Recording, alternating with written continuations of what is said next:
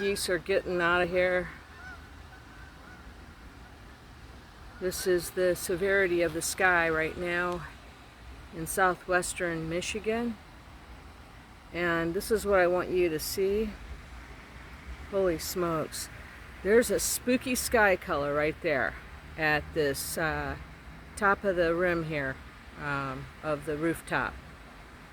That is a very, very spooky sky. That is not blue. That is a different kind of gray.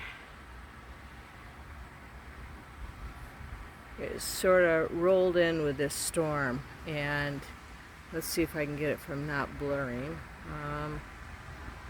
Let me zoom it back out. Let me give you a full feature view of what is above me and over and around me to the other side. Okay, this is just a quick blip.